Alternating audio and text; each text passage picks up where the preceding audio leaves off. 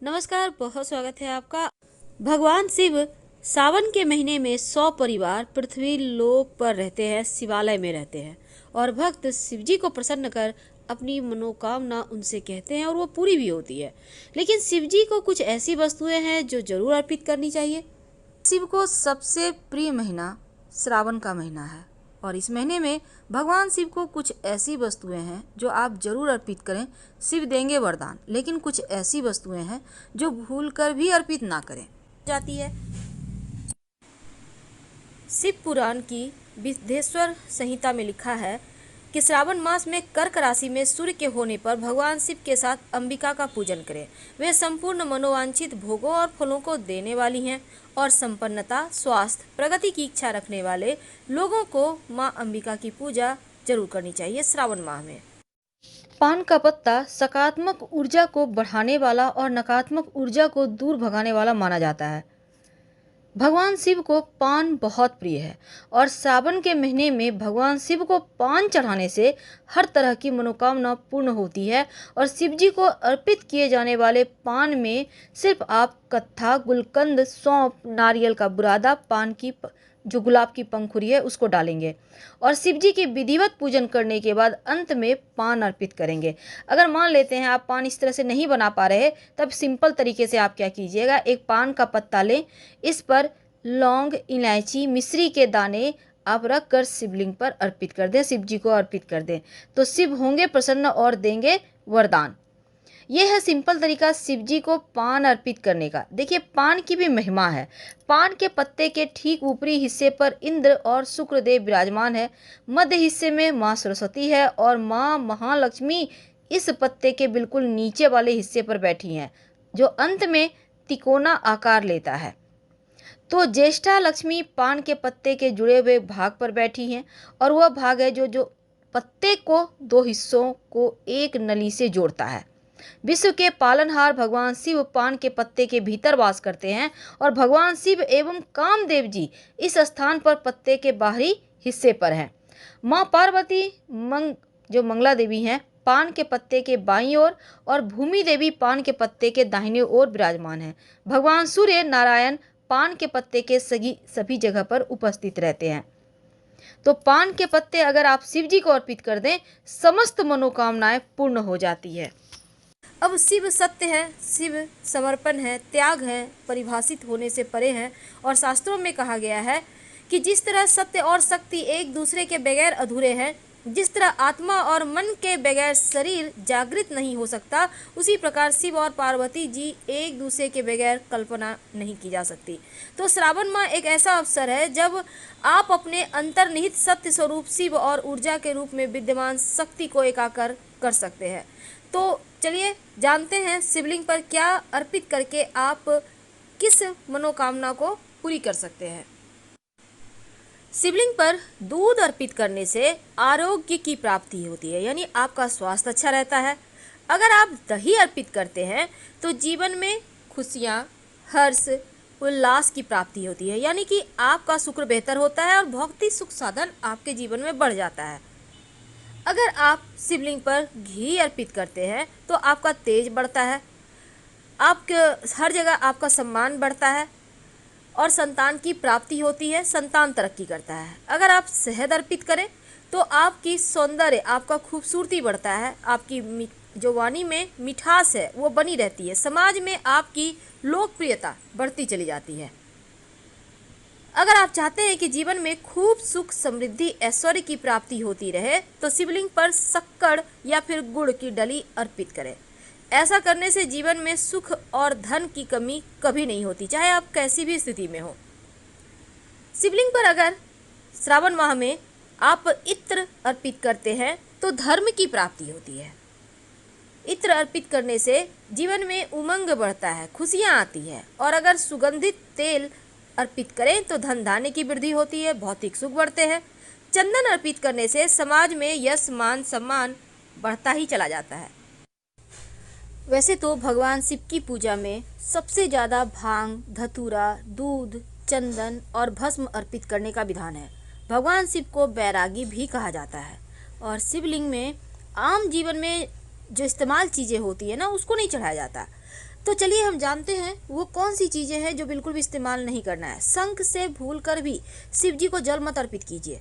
भगवान शिव ने शंखचूड़ नामक असुर का वध किया था और शंख को उसी असुर का प्रतीक माना जाता है जो कि भगवान श्री हरि का भक्त था। इसीलिए भगवान शिव की पूजा में शंख इस्तेमाल नहीं होता है।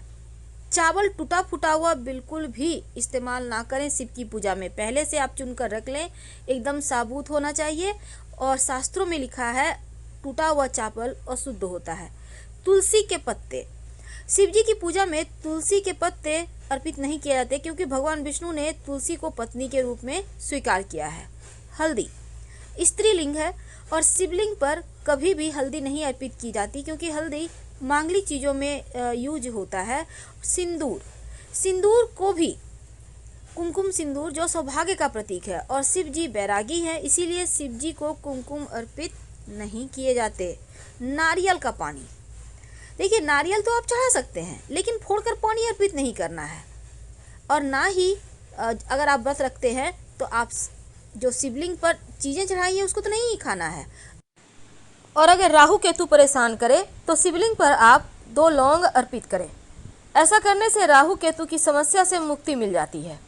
बाद में इस लौंग को उठाकर अगर आप घर में पूजा करते हैं तो पास के किसी मंदिर में रखें या फिर कहीं मिट्टी में दबा दें। शिवलिंग पर अगर आप चंदन अर्पित करें तो समाज में यश मान सम्मान बढ़ता ही चला जाता है। चंदन अर्पित करने से मस्तक ठंडा रहता है, आपका चंद्रमा बेहतर होता है। और अगर आप शिवलिंग पर भांग अर्पित करते हैं तो समस्त पापों का नाश होता है। भांग के पत्ते भी अर्पित किए जाते हैं शिवलिंग पर, बुराइयां समाप्त होती है। अगर आप आंवला अर्पित करें या आंवले का रस अर्पित करें तो जीवन में खुशियां आती है, आप दीर्घायु होते हैं। अगर केसर अर्पित किया जाए तो दाम्पत्य जीवन सुखमय रहता है, विवाह में आने वाली अड़चनें समाप्त होती है और मनचाहा जीवन साथी प्राप्त होता है।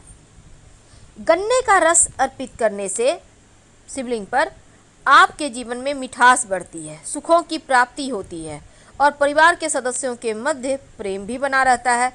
गेहूं चढ़ाने से वंश वृद्धि होती है और योग्य संतान की प्राप्ति होती है।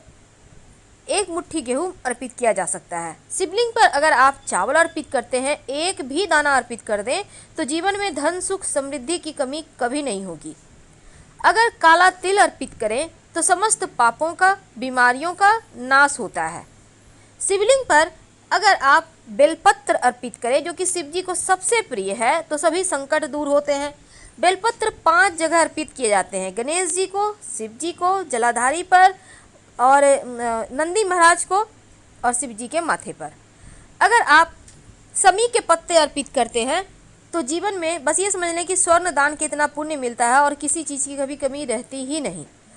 इसीलिए जहाँ तक संभव हो आप जो समी का पुष्प होता है ना, 11 समी के पुष्प अगर शिवलिंग पर आप जैसे कि 4 सोमवार है, किसी भी सोमवार के दिन चढ़ा देते हैं तो उसके लिए आपको बस समी के पौधे तक ही जाना है।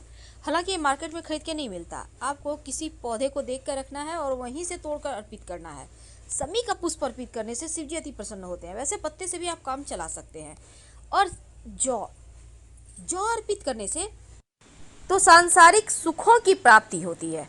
जौ अर्पित करने से दुर्वा घास अर्पित करने से दीर्घायु होते हैं, आपका जो स्वास्थ्य है वो बढ़िया रहता है और आपका जो निगेटिव पक्ष है यानी कि नकारात्मक चीज़ें हैं वो भी समाप्त हो जाती है। वैसे तो अगर आप 1 लोटा जल में थोड़ा सा कुसा घास डालकर शिवलिंग पर अर्पित करें तो पितृ दोष समाप्त हो जाता है, पितृ लोग संतुष्ट होते हैं और आप पर कृपा बरसाते हैं। कमल का पुष्प अर्पित करने से जीवन में धन मान सम्मान ऐश्वर्य सब कुछ बढ़ता है क्योंकि कमल का पुष्प श्री हरि को भी पसंद है और शिव जी को भी, तो सुख शांति समृद्धि बढ़ती है। हरसिंगार का पुष्प भी अर्पित करने से आपका शुक्र बेहतर होता है क्योंकि यह सुगंधित पुष्प है और ऐश्वर्य बढ़ता है। अगर आप चमेली के पुष्प अर्पित करते हैं तो जीवन में सुख समृद्धि दोनों ही बढ़ता चला जाता है। तो शिव जी पर अगर आप उनके सबसे पसंदीदा धतूरे का पुष्प या धतूरे का फल अर्पित करें तो सुयोग्य संतान प्राप्त होता है, जो कुल का नाम रोशन करता है। तो आपको भी अगर धतूरे का पुष्प या फिर फल मिल जाए तो शिव जी को जरूर अर्पित करें। अर्पित करने से मनचाहे संतान की प्राप्ति भी होती है। आंकड़े का पुष्प से अगर उनका श्रृंगार करें तो जीवन के सभी सुख मिलते हैं। पितरों को मोक्ष की प्राप्ति होती है। सफ़ेद या बैगनी जो भी आंकड़ा मिल जाए उसी से शिव जी को मनाइए। अलसी का पुष्प अगर शिव जी की पूजा करें तो सभी देवताओं का आप प्रिय हो जाते हैं, यानी सभी देवी देवताओं का आशीर्वाद आपको मिलता रहता है। अगर आप अपराजिता का पुष्प अर्पित करते हैं तो शत्रु विरोधी शांत रहते हैं। और इसके साथ ही अगर आप बेले के पुष्प से उन्हें पूजते हैं तो मनचाहा सुंदर जीवन साथी मिलता है। कनेर के पुष्प अर्पित करने से जीवन में खुशियां आती है और शत्रु विरोधी शांत रहते हैं। मोर पंख अर्पित करने से जो श्री कृष्ण के माथे पर विराजते हैं, तो अगर शिव जी को अर्पित किया जाए तो शत्रु विरोधी भी शांत रहते हैं और आपका सुख बढ़ता है। केला अर्पित किया जाए तो संतान का सुख मिलता है। तो शिव जी को अक्सर ही आप जल और बिलपत्र अर्पित करते हैं, लेकिन कुछ ऐसी वस्तुएं जो अर्पित नहीं करना चाहिए, जैसे कि सिंदूर। इसके साथ ही शिवलिंग पर आप शंख से जल अर्पित नहीं कर सकते, तुलसी का पत्ता नहीं अर्पित कर सकते, टूटा हुआ चावल अर्पित नहीं कर सकते और लाल चंदन और केतकी का पुष्प भी अर्पित नहीं कर सकते। नारियल तो अर्पित कर सकते हैं, पर नारियल फोड़कर जल ना चढ़ाएं। इलायची अर्पित करने से सुख बढ़ता है, शुक्र मजबूत होता है। और पान का पत्ता पूजा करने के बाद लास्ट में पान के पत्ते पर एक सिक्का, थोड़ी सी मौली धागा, थोड़ी सी मीठी वस्तु और लौंग इलायची रखकर दक्षिणा के रूप में उन्हें समर्पित करें तो आपकी पूजा संपूर्ण हो जाती है। लाल गुड़हल का पुष्प अर्पित करने से शत्रु विरोधी शांत रहते हैं। और अगर आपके कुंडली में काल सर्प दोष हो तो चांदी के या तांबा का नाग नागिन का जोड़ा शिव जी को अर्पित कर दे। खासकर अगर उस दिन नाग पंचमी हो तो आपका काल सर्प दोष भी समाप्त हो जाता है। अगर किसी को स्वास्थ्य की समस्या है तो जल में 5 पीपल के पत्ते डालकर जो व्यक्ति बीमार है मानसिक या शारीरिक रूप से, उनके ऊपर से आप 5 बार उबार लें और शिवलिंग पर चढ़ा दें तो उनका स्वास्थ्य की समस्या दूर हो जाती है। अगर हरा मूंग अर्पित करते हैं शिवलिंग पर, आपका बुद्ध की समस्या समाप्त होती है, आपकी वाणी का तेज बढ़ता है, आपका बुद्ध बेहतर होता है और हर तरफ आपकी पूछ होती है। अगर आप शिवलिंग पर अबीर गुलाल अर्पित करते हैं, किसी भी कलर का अर्पित कर सकते हैं, आपका शुक्र बेहतर होता है। अगर कोई वैवाहिक जीवन में कष्ट हो या शुक्र आपका नीच में हो तो वो ठीक हो जाता है, धीरे धीरे खुशियाँ आने लगती है। पंचामृत से भी शिवलिंग का अभिषेक कर सकते हैं, इससे भी शिव जी प्रसन्न होते हैं और जीवन में चारों दिशाओं से आपकी तरक्की होती है। शाम के वक्त एक शिव जी के मंदिर में दिया जरूर जलाइए। पास के किसी भी मंदिर में, भले ही मंदिर बंद हो, पर सीढ़ी पर जलाकर चले आए तो जीवन में अंधेरा कभी नहीं रहेगा। यानी कि पूरे सावन में आप पास के किसी भी मंदिर के सीढ़ी पर या मंदिर में ही जाकर एक दिया जरूर जलाया करें। दिया तेल का भी हो सकता है, घी का भी हो सकता है, आपकी श्रद्धा पर है। तो हम आपसे विदा लेते हैं। जानकारी अच्छी लगे तब लाइक कर सब्सक्राइब कीजिए, अपनों से वीडियो को शेयर कीजिए और कमेंट में हर हर महादेव जरूर लिखिएगा। धन्यवाद।